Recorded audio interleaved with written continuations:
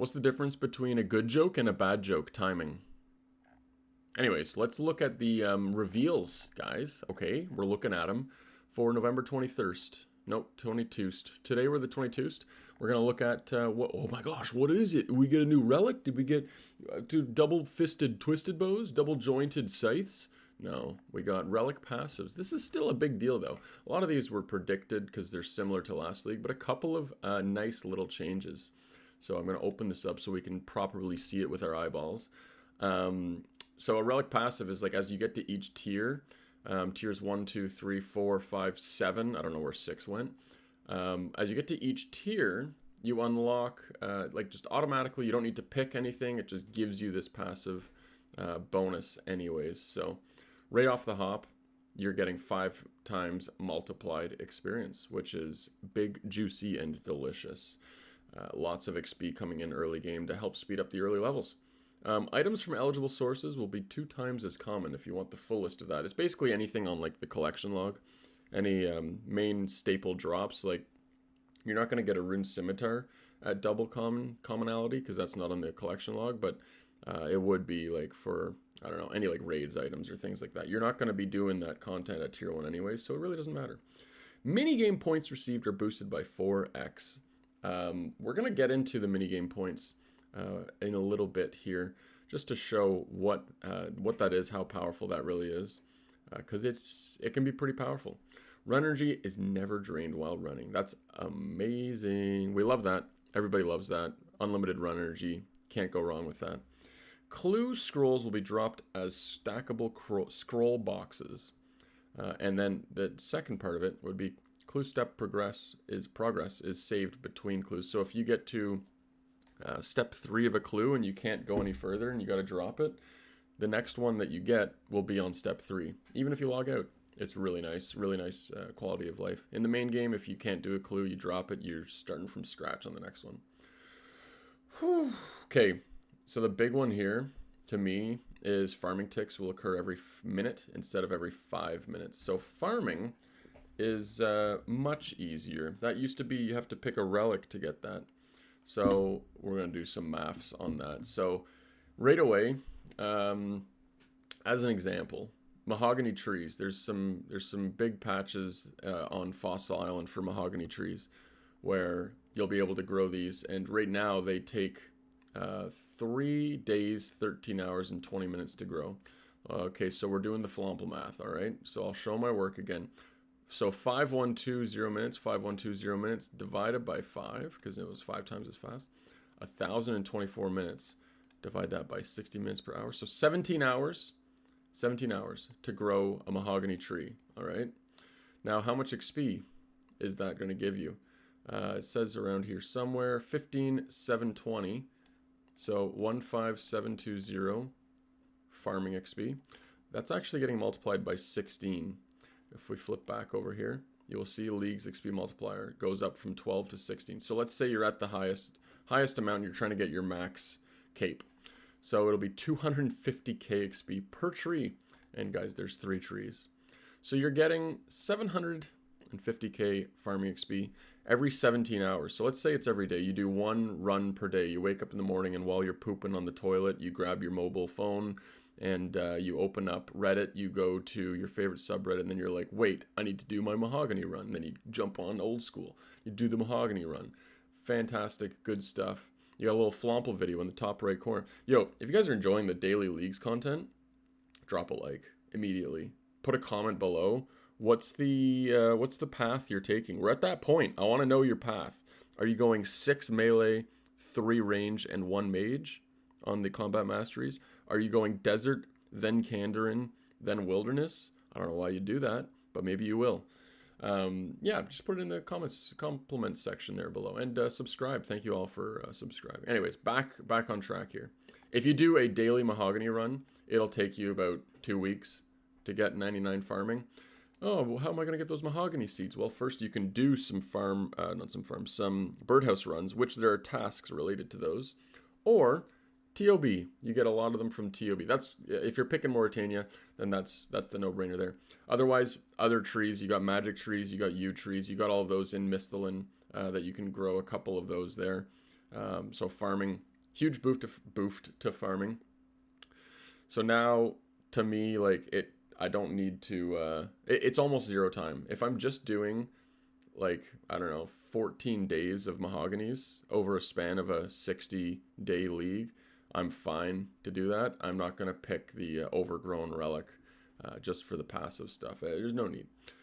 Moving on to tier 2, league speed multiplier is multiplied by from 5x to 8x. So we're going to go 10 minutes deep dive into what that means. Just kidding. I got you. Good one, man. Okay, so tier 3, combat experience. This is shocking. Combat experience, including hit points and prayer, has a 2x multiplier, which is multiplicative with other modifiers. So right now we're at 8x combat experience. When you get to tier 3, your combat experience goes to 16x, and then your skills stay at 8x. And for the remainder of the league, it goes up. So you can get up to 16x times 2, 32x multiplier on combat experience. Combat XP, you're going to hit 200 mil all in all of your skills if you do any combat. Like, it's going to happen. It's insane. I'm hoping they're going to release the task list that shows that they now have tasks for hitting. Last year, it was the highest task was 50 mil XP. I hope they go to 100 mil and then maybe 150 mil and then 200 mil. Even if they just do 100 mil and 200 mil, that would be juicy. The other parts of this tier would be the bigger and badder Slayer unlock is unlocked for free. So you get superiors for free. Slayer points are going to be 5x from tasks, and you don't need to do 5 tasks before you start earning points. So right off the hop, you're going to be completing tasks. It's going to be pretty good. Like Duradel is 15 points per, so you'll get 60 points from that. Check the math on that. 15, 30, 75 points. Wow. So yeah, you'll get a lot of points from that. You're just going to be able to skip tasks whenever you want. And then superiors are going to spawn at 1 in 50, which is quite common. You'll get 2 or 3 per task for sure. Tier 4, this is when we get funky with it, okay? Items from eligible sources will be 5x as common. Essentially, this means until you have tier 4 Relic, do not do any PVM. There's no point. You're wasting your drop rate multiplier. Just wait until you get tier 4 before you do that. Also in tier 4 is a huge upgrade to multi minigame points. So you now are able to get different minigame points. Just trying to read that. Marks of Grace will be dropping as 8 at a time. Hallowed marks 8 as a time, or multiplied by 8. Brimhaven vouchers. So Brimhaven vouchers is the Brimhaven agility arena. Right away I was like, oh my gosh, 8x on the agility tokens tickets. That's going to be so much XP for agility. It's going to break the game. It does not, because Brimhaven agility arena now gives you a arena Brimhaven voucher and an XP ticket. It gives you one of each, and the XP tickets are for XP, and the vouchers are for the cosmetics and stuff like that. Yeah, Stardust multiplied, so that'll be cool. If you've got Asgarnia, you can actually redeem the Stardust, otherwise you can't. And that's a nice little boost to minigame. So what else does this do?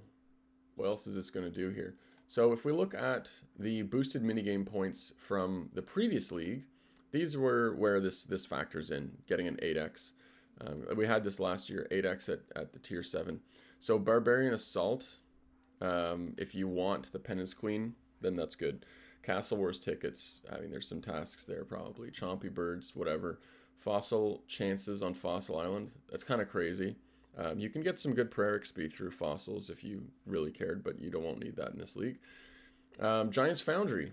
There's a lot of Giant's Foundry tasks if you do pick the desert. Guardians of the Rift for Abyssal Pearls, again, desert. Karen Favor, that's gone from the game. Deleted. You don't need to worry about Karen Favor ever again. Mage Training Arena points, also desert, which is good because doing Mage Training Arena is one of the worst things in the world, easily. One of the worst, not the worst. So yeah, Mahogany Homes, whatever. If you have Asgarnia, you can do that. Mining Guild, Unidentified Minerals, Asgarnia again. Mulch Pearls from Aerial Fishing is Zaya. These are just, it speeds up tasks that you would get for these. Like if you wanted to get a specific item with mulch pearls or with abyssal pearls or mage training, like that's all it is. Motherlode mine, nuggets. Here's one. Pest control points. If anybody picked Asgarnia last league, you know that pest control was insanely good for getting your combat experiences. Get the tasks, you get 99. You get a task for getting 99. You get a task for getting 90. You get a task for getting all combat skills to 99. You get a task for getting your combat level to 126. You get a task for 25 mil XP in each of them, 35 mil XP in each of them, 50 mil XP in each of them. That was where the points were at. Now you can get this without pest control just by doing PVM. So maybe it was a waste of time a little bit, but you get so many points there. So right away, let's jump over to how the minigame works and the points and stuff. So right now, if you have the hard combat diaries done, you get 8 points per run. 8 zeal. Multiply that by 8, you get 64 per run. Now, again, I said if you have the hard tier done. If you don't have the hard tier done, it is quite easy to get that, but, you know, factor, this is the highest amount you get. So 64 per game. The games are 2 minutes long, and when you go back into the boat, usually the game would start instantly for you. If it doesn't, then you lose a couple of points. But let's say you're having a perfect hour. 64 points per game. You get to do 30 games because they're 2 minutes each. You get 1,920 points per hour. So 1,920 points, you multiply that by 560 experience per point. If you're doing the night, you'll be at level 99 already. A mil XP per hour. Now, wow, that's very good, very cool, great experience. No, you're not listening to me. Okay, we also have the passive of 16 times experience, and we also have the other passive of combat experiences multiplied by 2. 34.4 million combat XP per hour in your attack, strength, defense, and hit points. It's a bit lower for range and mage, and then it's half for prayer. Pest control is so freaking juiced up that they're going to have to put daily limits on points. Like, I think they will. I think they're going to do that. Last league, Soul Wars was cracked. If we go back to what else we have here, so Soul Wars Zeal, last year that was so good that they had to put a restriction on how much experience you could redeem per day. So they might do that again. I don't know. I don't know what the plan is there, but pest control, I could see them putting a cap on it. Otherwise, you're getting 35 mil XP an hour, and you're just going to do 5 hours of pest control and complete it. But guys, back to pest control. What else can you get with points? Well, you can get the full void probably within like 6 minutes. This is interesting. 30 points for an herb pack.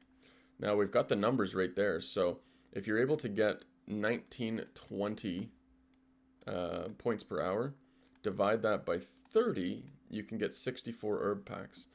And then each herb pack is going to give you 2 to 3 ranners. So let's multiply that by 2.5. You get 160 ranners per hour here, as well as all the other herbs on top of it, like 1 to 5 quarms. Like, you're going to get a good amount of banked herb lore XP. So if you're not picking the friendly forager and you're not picking overgrown, and you don't want to do farm runs, this could be even better than farm. Well, it would be better than farm runs. It just comes down to, like, do you want to go to pest control for that much time, and is that enjoyable to you? Honestly, yeah, it might be. Smithing, you can get some smithing stuff. Seed packs, if you need some snapegrass seeds for stuff, if you need some ranner seeds for stuff, and then look at these seeds. You can get some Celastris, Magic, and Spirit. They don't look super common, but you can. It's possible, and those are 15 points each. So very interesting seeing the benefits to picking Asgarnia right now are quite big. Soul War Zeal, very good early game. As we can see here, you've got a passive minigame points are boosted 4x. So this is in Misthalin. You're able to go to Soul Wars right away and start stacking up points. When you open those crates from Soul Wars, you can get a pet, which is good, but also you can get a lot of money and runes and different things. So early game Soul Wars is probably going to be popping. Taibawane. So there was actually the gout tuber chance was significantly increased in this as well, and you can complete the cleanup minigame faster. Tithe Farm, A lot of points there. Gives you some good stuff. Trouble Brewing, Volcanic Mine, Warrior Guild tokens again as Garnia wins here. So a lot of stuff. I had to go in depth into the mini games and what that does for you. That's a tier 4 synopsis.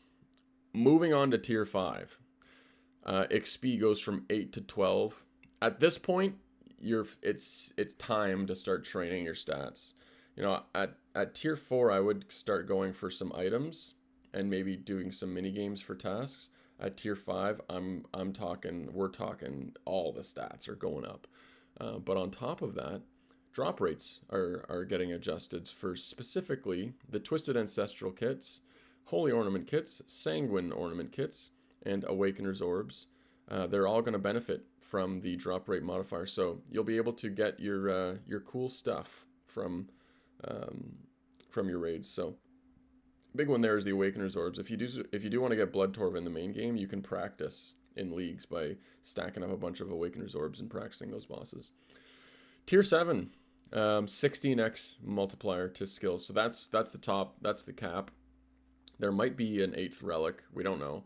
But this is where it ends. So 16x on the XP. So very good for things like I was showing yesterday. Let's say if I pick Kandarin, I don't know why, but if you pick Kandarin, let's say it's around 60k XP an hour for agility. You just multiply that by 16.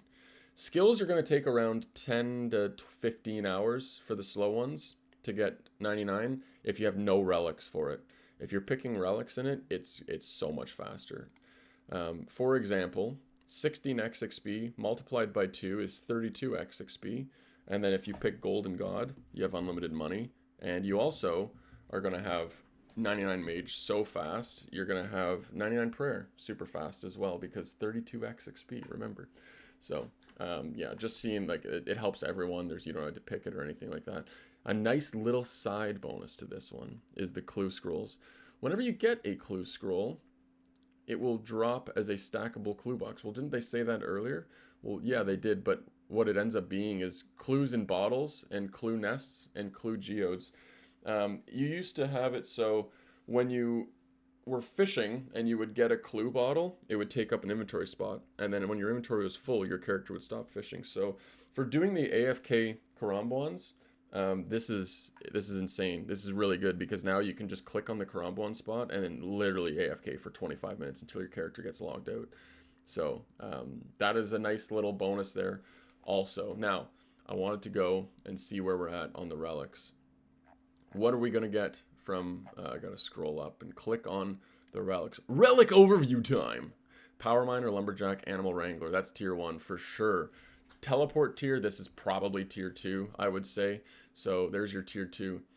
Tier 3, would you say that it is Friendly Forager, Corner Cutter, Dodgy Deals? I probably would. I would probably then say that tier 4 is Total Recall, Banker's Note. Tier 5 will be between Grimoire, Overgrown, and Production Prodigy, maybe? Would that be Production Prodigy? Production Prodigy is the one where you craft, smith, and process all raw materials. You process them all 27 at a time instantly. So it's pretty big. So yeah, I think that would be where you could slap that in. And then Golden God, tier 6. What's going to be with Golden God? Are they going to put Golden God earlier? If they put Golden God to, let's say, tier 4 with a couple other really cool things, they could then slide Recall and Banker's Note down, and then Grimoire Overgrown becomes tier 6. That would make sense to me. And then where's our tier 7, guys? We got Combat Relics on the way. So if we're looking at the old school teasers, we've got 3 days left. I'm hoping the final day is the Combat Relics, just to really show us like what they've said. There's Combat Relics coming, but we haven't seen them yet. So a whole tier that shows the Combat Relics and how busted they are. It's going to change everything, right? Is it going to change everything? I don't know. Anyways, appreciate you all watching once again. If you don't mind, I mean, move your mouse or whatever, your finger over the like button, slam it. I've been really enjoying making the daily content, and if I get enough likes and comments and views, then I can quit my job and tell my wife that I'm a full-time RuneScape YouTuber. So Yeah, that'd be a good time. I mean, realistically, if you really kind of think about it and you break it down and see the benefits of that, then you know, whether or not you end up kind of being sort of in a situation, you know, when you take a barn, right, and you fill it full of animals, sometimes the barn will have paint on it, and if the long road trip that it takes to get to the barn ends up being one